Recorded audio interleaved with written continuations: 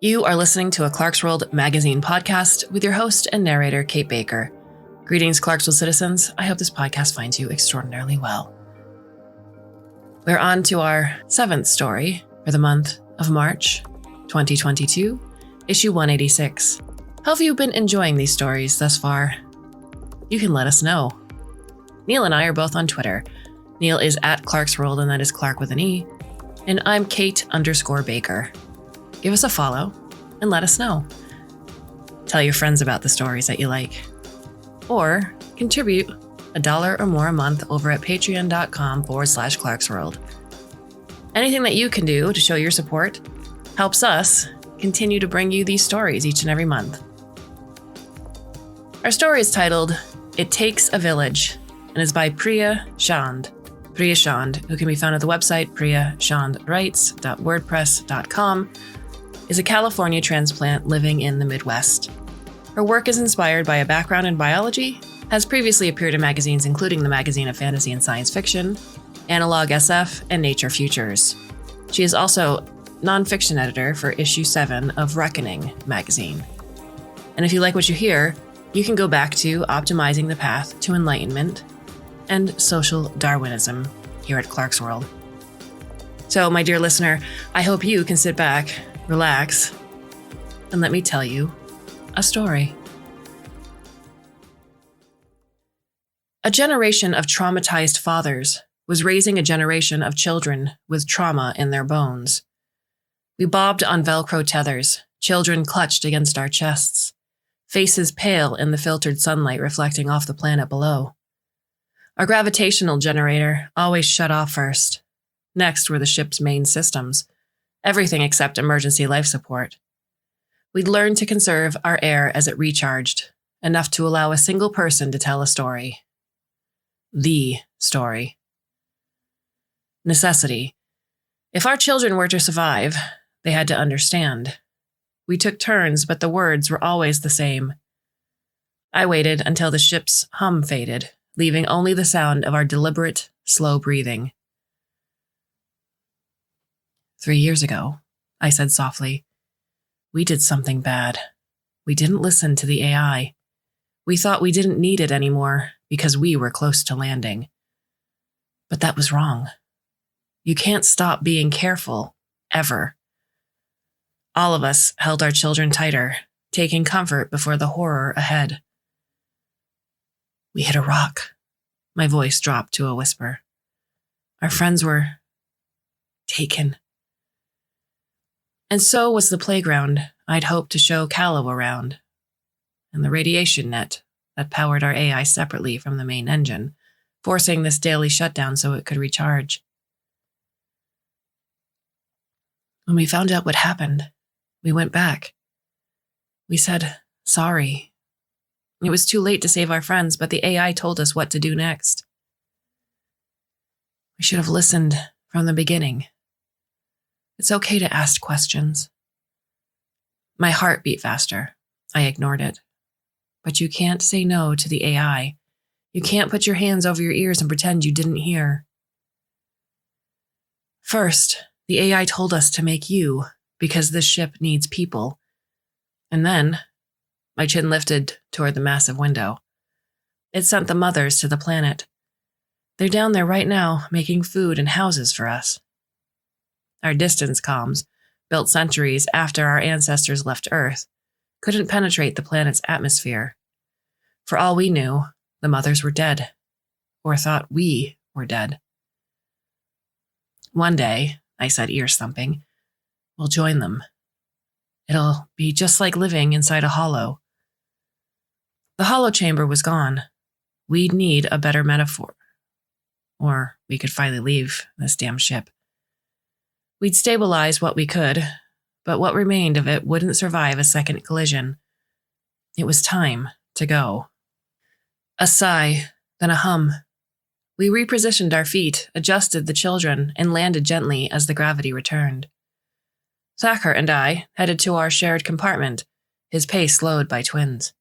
Because they were two, they were on part rations.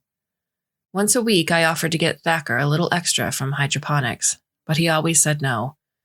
He was right. That was what the AI had allotted him. But he'd never asked for more. Thacker, I said after we tucked the children in and were nestling on the couch. Thacker pressed closer to my chest. We should get out of here. Thacker pushed back and stared in my face. Did you hear a rumor, Sylvain? Something wrong with the ship? No, listen. I touched his arm. Catastrophic systems failures. You know they're a thing. Until the accident, I'd been an engineer like Thacker. And we're orbiting a planet. We don't know what could happen. My hand drifted down his body. I reserved a slot for tomorrow so we can ask the AI. We'll do whatever it says. I promise. Thacker relaxed. All right. Tomorrow. We had sex and then went to our separate rooms. After breakfast in the kitchen, a careful dance that fit our trays and elbows into the limited space, Thacker and I led the way to the AI's room, children cradled in our arms. Other families filed in behind us, wanting to hear the answer to a question none of them dared ask. Cowards. Sensible, but cowards. The AI's question box was in a small room on its own mooring, a clear bubble that was nearly invisible under the overhead LEDs. I activated its listening mode. Engaged, it said. Ask your question. I spoke more slowly than necessary, chewing the words. Can we go to the planetary settlement? The bubble clouded up, processing, its neural net finding connections between ship and old Earth data alike. It would be a long time before I realized the unintended loophole in my question. Can, not should. The roboticist historians would have never let me use such imprecise phrasing, but they'd been in the library when the implosion happened, and we didn't have a library anymore. Patterns drifted across the AI's bubble. I remembered going to temple for the first time, babbling with my friends to quell our fear. What if the gods punished us for the time we'd helped Dahlia sneak into the ventilation? We'd been in the holochamber on countless occasions, but never like this, lost among intricately carved white pillars that stretched into a distant sky. We squirmed out of our parents' laps, ignoring their attempts to hush us. Now was nothing like then, holding our own children, waiting on our shared fate. Our tongues were heavy, frozen. The erratic sounds of our breath filled the air, a jagged orchestra. And most of my friends were gone. The AI's bubble cleared. Yes. We got to work. Thacker sealed pipes while I helped wind down hydroponics, harvesting all we could take without crashing the population, in case we needed to return. By the time I finished, plants carefully bagged, navigation had prepared the shuttles. I strapped in next to Thacker. We held our children tightly, aided by a jury-rigged mess of extra belts and buckles. We landed after sunset, so our first glimpse of the planet was splotches of native vegetation and vivid green, illuminated by pools of sparse lighting, the settlement's low buildings caught in shadow. The old navigation data was right, but had the mothers survived? There was my answer running toward me, Aparla, who wrapped me in a hug. Sylvain, it's about damn time. Careful, I said, lifting Kala free. Aparla blinked. You brought Kala with you? Warmth first, that she remembered the name of my child, and then ice, depositing quickly. You really think I'd leave Kala up there? Aparla shrugged and turned to Thacker. I see you brought yours as well. Twins, huh? Thacker grinned. I couldn't decide. They laughed as groups split off around us, fathers holding up their children for mothers to coo over. Thacker, do you want to join us on a tour? Aparla smiled at me. Sylvain, you don't get to say no. Thacker said, I think I'd like a rest. I'm a bit tired from carrying these two all day. He dropped his arms to demonstrate gently so the children wouldn't be jostled. You want the medical compound over there. It's fully stocked. Not to jinx it, but things have been pretty calm. Here, join Gallus's group. Aparla waved Thacker toward a gaggle of other fathers. I wondered why there weren't already rooms for us. Maybe the mothers had dismantled them as the silence grew longer. Aparla turned back to me. Anyway, Sirvain, she said, let me show you what I've been up to. The lab's this way. I resettled Kahlo and followed her to a building 20 meters down. The metal was dull, durable, and lightweight, unmarked despite its millennia-long journey from Earth. I wondered how this planet felt about being invaded by such alien substances, but there was no one to say. We wouldn't have landed on a planet with sentience. Bad enough what we might do to this one. Aparla opened the door for me. No scans, no locks, just like above. Creating Kahlo tighter, I stepped through. Aparla's workspace resembled the ship's hydroponics lab. No surprise, it was her specialty. But take the bench where we did samples analysis and stretch it out to occupy one side of a vast room, the kind of space I could barely imagine these days. At the far end was her desk, covered in scattered hollows. Instead of gesturing me over to see, Aparla pointed to a chair on the other side. The plants have been doing well, so I've been playing amateur psychologist in my free time. She blushed, slight tinge on her face, darkened by real sunlight. Would you mind taking this assessment for me, while you're still fresh off the ship, so to speak? All right. I shifted Kahlo into her arms. Before I could tell Aparla to be careful with Kahlo, she wriggled one hand free and brought up the test. No need to rush, she said. I'll be back soon. Gotta make sure we're set for dinner. I pulled the computer toward me. My body felt light without Kahlo's weight. Of course, we had slings, but it felt better to hold our children close. I hope they drew as much comfort from us as we did them. The assessment was nothing like I expected. It was basic visual recognition, shapes, colors, and then more complex structures, people and plants and ship components. Maybe I was missing the point. I did my best to answer everything accurately and hit send. I wasn't waiting long before Aparla came back in and handed Kahlo back to me, then pulled out a chair and sat closer than I expected. Her eyes locked on me as I fussed over Kahlo. There's nothing wrong with any of your visual processing that we're seeing. Why would there be? We'd spent 3 years restoring a half-shattered ship. I was insulted. I'm sorry, Aparla said, shaking her head. But you know you've been carrying around a frozen embryo, right? I hugged Kahlo's ovoid, a hermetically sealed container full of clever tech that kept it at the same temperature as liquid nitrogen. So? Sirvain, none of you had to bring them here. They're frozen embryos. The comms aren't working. For all you knew, we were dead, killed by something down here. They would have been safer on the ship. No, I said, head shaking, holding Kahlo tighter. The AI said we had to take care of the children. We're the fathers. And we're the mothers? Disdain seethed on her tongue. Good earth, Sirvain. That AI twisted some old-style naming convention and you've been going with it? Did you also forget you used to be my wife? I blinked. In those early, lonely days after the mothers left, there hadn't been time to dwell on the relationships we'd broken in case we'd never crossed paths again. It had been one frantic scramble after another, but we'd made it under the AI's aegis. When I didn't respond, Aparla tried to smile, weak as hydroponic tea. I'm sure a lot has happened. Let's join the others. Dinner's up. I picked up Kahlo, this time using the sling that dangled from my shoulder, as essential to my wardrobe as pants, and followed. Aparla glanced at Kahlo but said nothing. As we approached the dining area, I drifted around, trying to see if I could go in. Aparla caught my arm.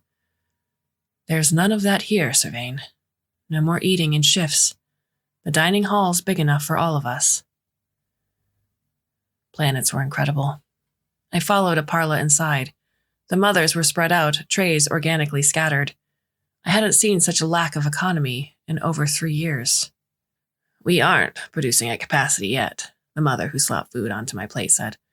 Now that you're here, we can start ramping up, but in the meantime, it's a good thing we have your plants. Thanks, I'd said.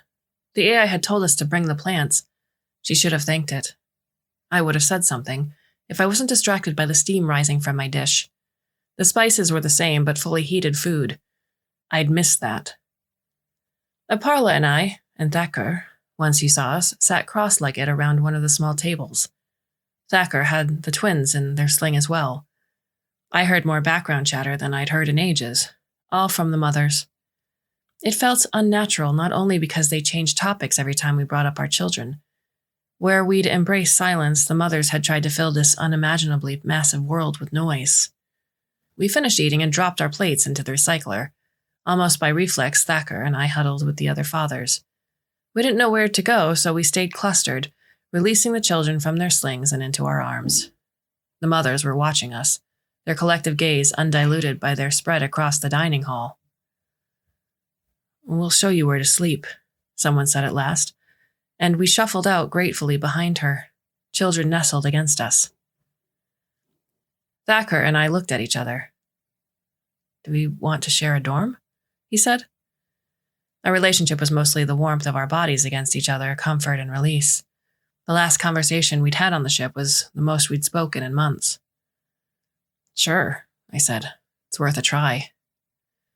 We took a larger room with a double bed.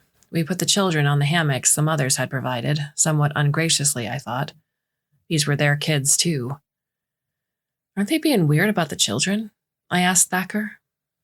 "They've been working their butts off on an actual planet," Thacker said.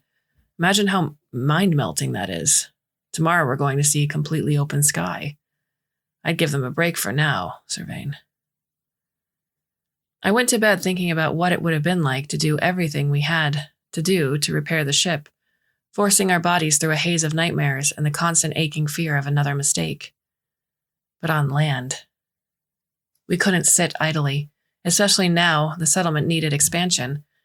I had the sense the mothers would let us do anything, especially if it distracted us from watching our children. Tucked in bed next to Thacker, for the first time ever, I said, "Will you stay with waterworks? Dew collection, irrigation, plumbing. There were so many more choices on a planet." Thacker's arm drifted along my back. "That's not what the AI said I was good at, Sylvain. I'm going back to circuits." "Oh," I said. "Was I the only one who liked my new role more, no matter where the AI had originally placed me?" I shifted away from him and pulled Callow toward me until the ceramic warmed to match the heat of my own body. All of the original hydroponicists were mothers. The AI had spared no one, planetary sustenance being too critical and more unpredictable than our little ship farm. So I was the only father who joined them, under Aparla's supervision. Over the past couple of days, I'd mostly seen the inside of the settlement, all those rooms and buildings stretched out past my imaginings, but this was new. Thacker was right. The mothers must have been terrified. The holochamber hadn't captured it. I couldn't describe it. I'd looked out the ship's windows thousands of times, but space is mostly empty. This was all substance, grass and soil and rocks, and a horizon that ended. There was something unsettling about that middle distance, terrain shrouded in blue haze, out of reach, but reachable. Nothing like stars stretching into infinity. Of course, the mothers were comfortable with it now and assigned me to the field nearest to our settlement, which was also where the earth plants were, familiar and small. What I'd seen of the navigation vegetation was leafier and with fluffy, lightweight seeds, thanks to the respective absence of predators and pollinators. Otherwise, the underlying biology was familiar. Left-handed amino acids and right-handed sugars, photosynthesis by day and respiration or its carbon-fixing alternatives by night. Our bodies couldn't digest alien botany, nor would our plants thrive in truly alien soil, torn from the bacterial and fungal networks they needed for sustenance. Mars had been a mistake, one that propelled our ancestors onto the ship, generation after generation, not knowing if they'd ever find a place for their descendants to thrive. And now, we were here. "The vertigo was bad when I first landed," Venkat said to me, reaching past Callow's sling to pat my elbow. "Don't try to ride it out, just go inside. It's like agoraphobia, sort of." Thanks. I watched her retreat into the distance, quick, short strides, turning away before the horizon caught me again. This place was so big we'd need transportation by the time the children were grown. Even that thought dizzied me. I lay down on the earth, pressing my cheek against cool soil, eyes closed. It smelled richer than I'd imagined, although I couldn't untangle the scents yet. Once I felt steadier, I got to work, checking each plant for disease with my scanner, making sure everything was healthy. My back sweated with Callow pressed against it. I wondered if it would be all right to put Callow down, but this planet could still be full of unwelcome surprises, and caring for our children was paramount. How's the soil? I started. There hadn't been any sound of footsteps, no metal floors. Aparla, hi. I caught my breath. I haven't started scanning it yet. She smiled. Doing the plants first, huh? Efficient. We should have got engineers to help us way sooner. Her hand landed on mine, warm and calloused. Something stirred in the back of my brain. I put my other hand on top of hers. You still... She trailed off. You're with Thacker, aren't you? We bonded on the ship. We're giving the planet a try. I don't think you mothers understand. Remembering what Thacker said last night, I added, sorry. Aparla snorted. You're apologizing for the wrong thing. Don't you remember why the AI calls us mothers? Because you are, I said, which was my way of admitting I didn't. Because it thinks mothers are homemakers. The disdain was even stronger this time. No other reason. That's not even what those terms meant on Earth, not by the 22nd century. So what? So, we were worried. You don't all seem to care that this AI has flaws. Its specialty is computation, not, building a whole society. We used to make fun of it, and now you're treating it like gospel. And now, how are you keeping it powered, Sirvain? Before the accident, we hadn't taken the AI as seriously. It sometimes gave us answers that didn't make sense, which I now realize might be because of their planetary relevance. What if almonds really did heal one's emotional balance? What were almonds anyway? Aparla and I had laughed over the advice given in response to a series of panic attacks that had spread across the ship following the loss of one of our candidate planets. I was sure she remembered the laughter, but not the context. Without seeing the AI in action, I didn't know how I could convince her otherwise. How could she, distracted by the smell of real soil and this wide-open sky, understand what it was like during those daily blackouts, the drifting, and the silence? I don't know what to tell you, I said. All right, I've got to get back to work. She stretched, careful not to look at Callow. Don't be out here too long without a break. Your UV shield isn't perfect. You're on a planet now. All kinds of things can happen in the open air, especially when you're new. Laka got heat stroke. It's unpleasant and takes a long time to go away completely. I finished up, guzzling the water someone brought me, but never putting Callow down. No.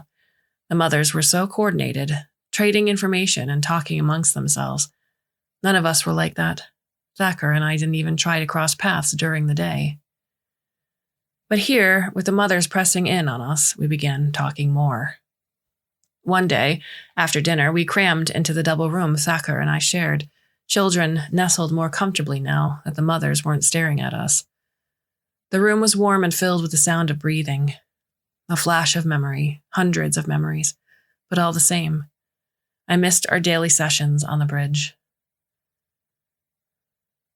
They're mocking us, Daniel said in the soft tones of our oratory. He smacked his fist into his palm. They aren't taking the AI seriously at all.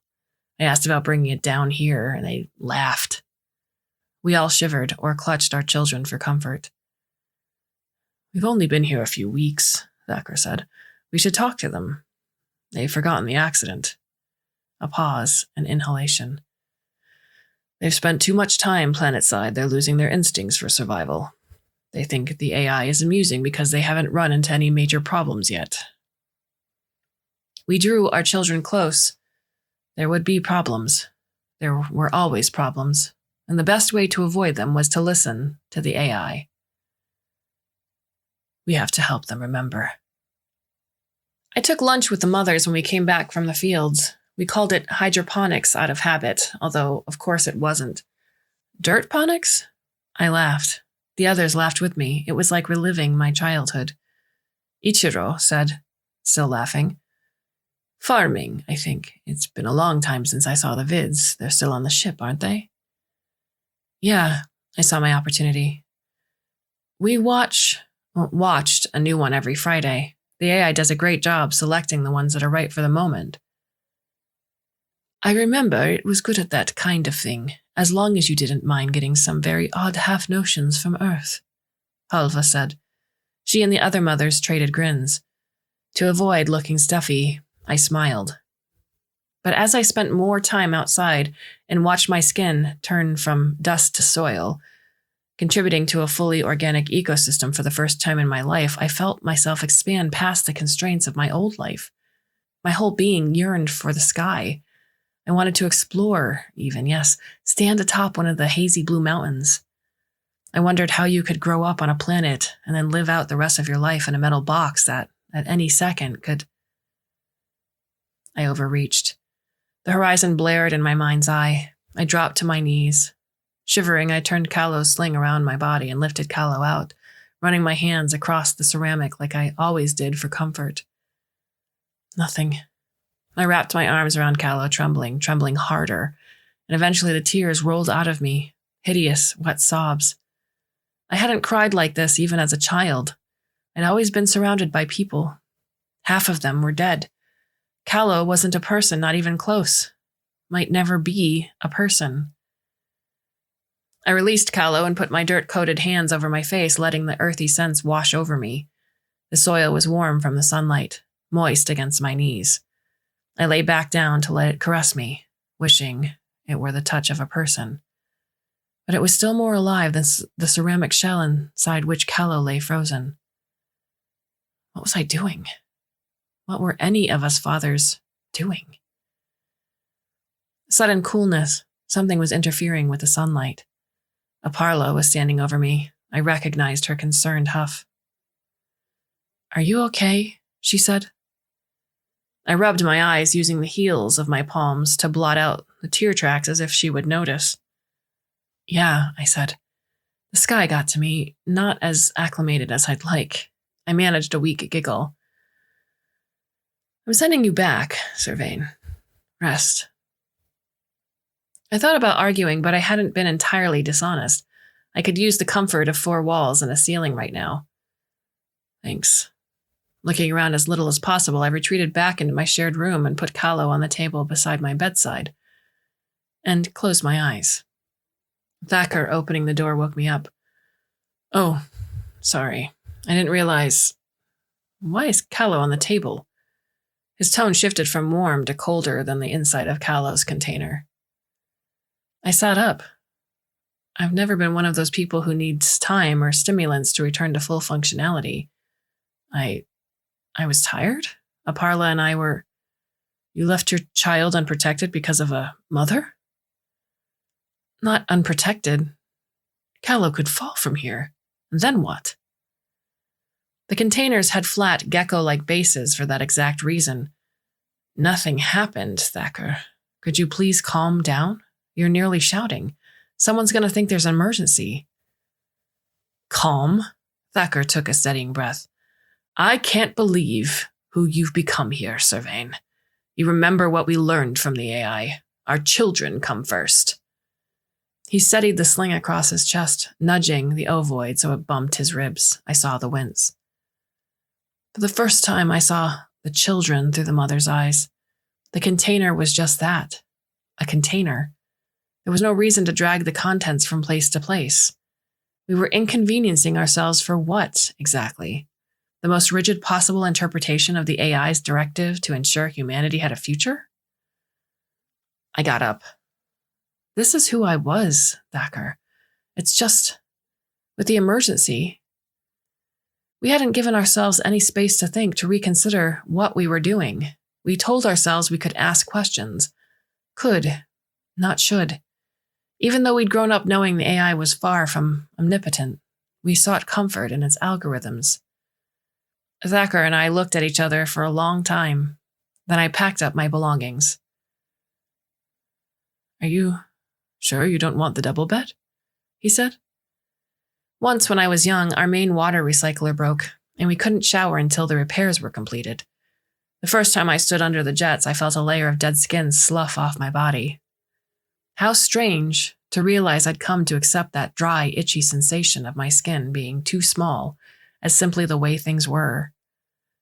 I looked at Thacker, pulling the container to his chest, seeking comfort in its presence as if it had any to give, and smiled gently. "You have the twins. You'll need it more than I do." The alarms went off early, so bleary-eyed, we all rushed to the medical complex. It was a specially reinforced set of buildings, infirmary and storage and meeting space. We entered the latter, dispersing among the few scattered chairs that weren't folded up. I wondered if the protocol for emergencies had come from the AI or simply been obvious. Out of habit, I joined the fathers on the side opposite the mothers, Kahlo nudging my back. Most of them had their slings turned to the front. My hands shifted, but the container was more comfortable where it was, and we were planet-side now. Thacker's gaze raked my chest and then shifted away, which let the others know we'd broken up. Before anyone could ask what happened, there was a sudden push to make space for the lead mother, if you could call her that, and 2 security officers at the front of the room. Aina, Trevor, and Vitri. Even as Aina's eyes raked the room, the mothers were murmuring among themselves, Aparla included, speculating. Aina quieted the mothers with a wave of her hand, waiting until they'd all finished shushing each other to speak.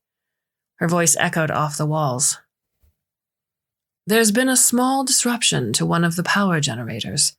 No concerns yet. We've got enough stored energy for the next 60 hours. We're going to stay here while Nabin and Dastana identify the issue. Are there any engineers from the ship who would like to join them? I do have to warn you, there's a fire risk." No one stepped forward. I shifted Kahlo to my front, and although I knew the calm was really from the bodies near me, I stroked the container like the other fathers were doing. Power disruption. Fire risk. How could she say those things so casually? Sweat ran down Thacker's face. I remember wiping Aparla's brow when we'd been married. Those little intimacies had never existed between Thacker and me. Aina's eyes raked our containers and then returned to our faces. "We do want to get you all involved here, and the emergency is a good way to understand these weather-based power generators. The underlying mechanisms are pretty different from shipside. Any takers?" I was a hydroponic specialist now. A farmer. Either way, not an engineer anymore. If I was honest with myself, it was more a relief than being away from the ship, no matter that it wasn't necessarily the best use of my skills. The AI made me an engineer because of my relative talents in math, but I'd always preferred the smell of green things. But knowledge was a good thing. But there was nothing that compelled me to go, and we were back with the mothers. Let someone else be responsible for the electronics. I'd rather be responsible for the growing. Dahlia stepped forward. "I'll go," he said. There was an eagerness in him I didn't think I'd seen in years. He slipped the sling off his shoulder, handing it, and the container wrapped inside to the nearest mother. As Dahlia followed Trevor out the door, the fathers kept their eyes on Dahlia's container. Dahlia and I still joined the fathers for our conversations, crammed into one of the spare rooms, sharing air and warmth. It was a few seats down from Thacker, trying to remember how I'd held Kahlo's container when I thought of it as Kahlo.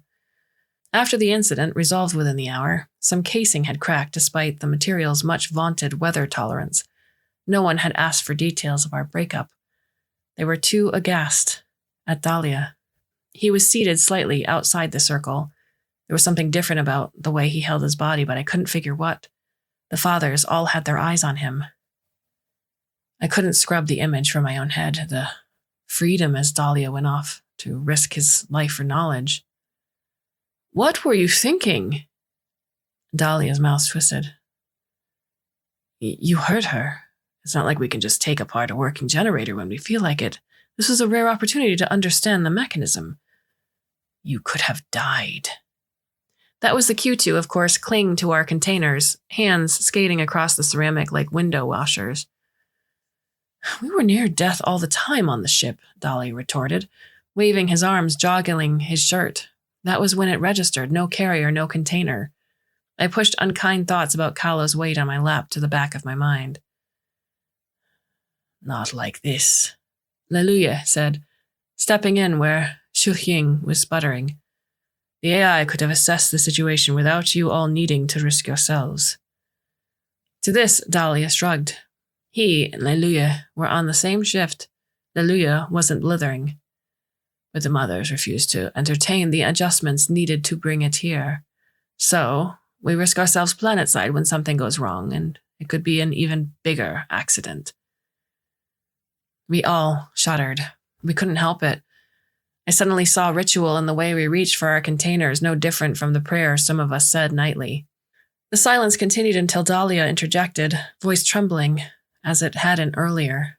Which the AI could help us with, Leluya said, cutting him off.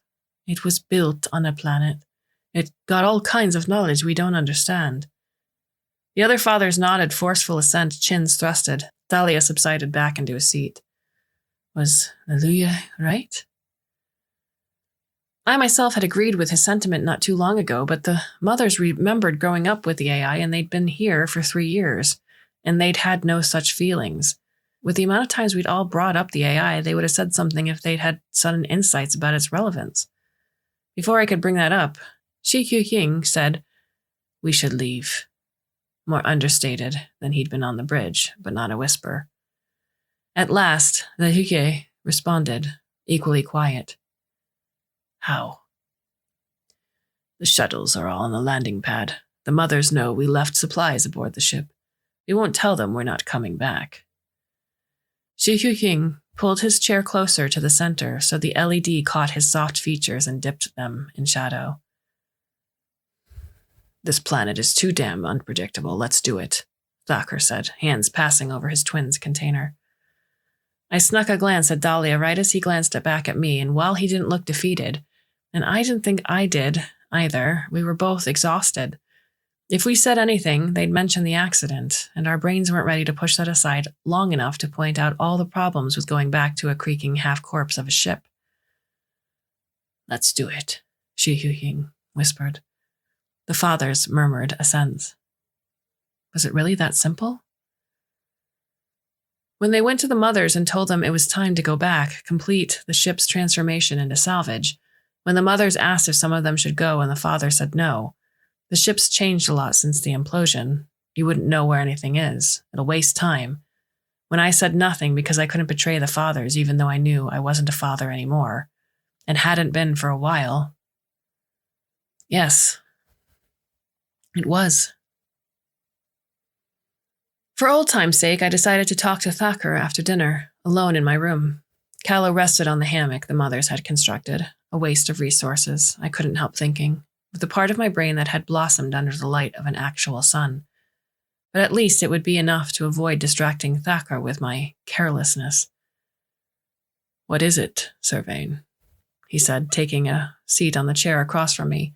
His container bulged over his belly. I just wanted to... Are you really doing this? The engines could fail or the hull could lose. It's not safe up there.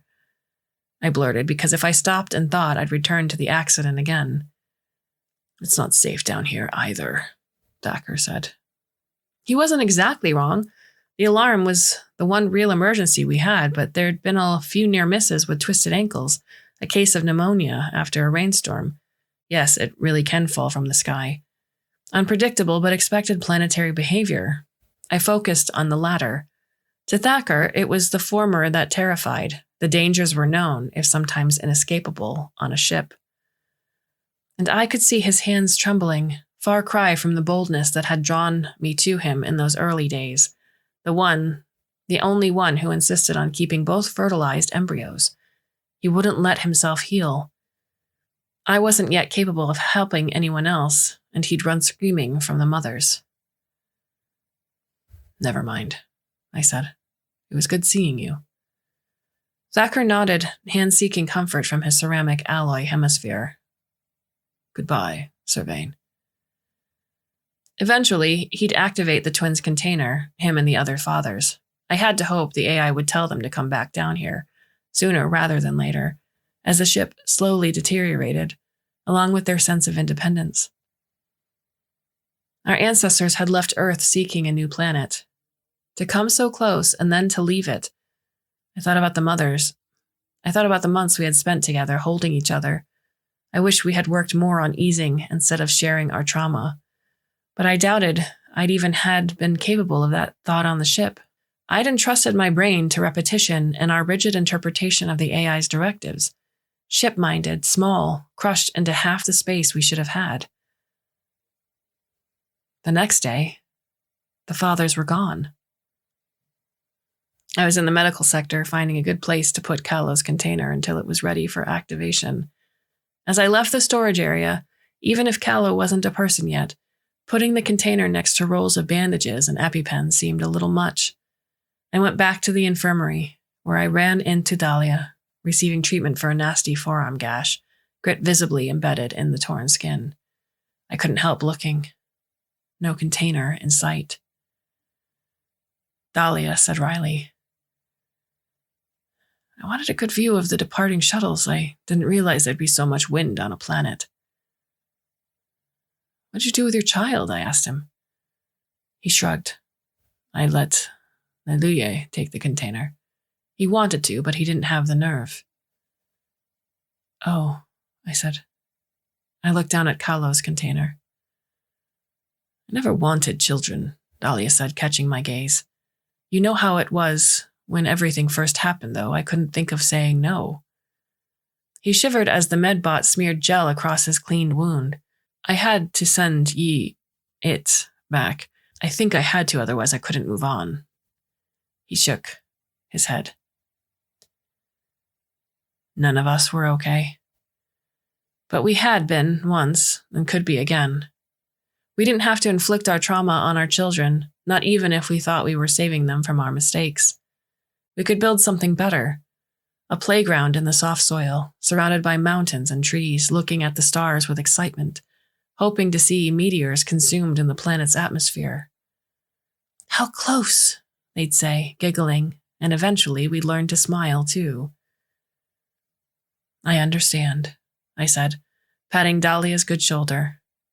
I went to find another mother to help me put Callow somewhere safe until I was ready.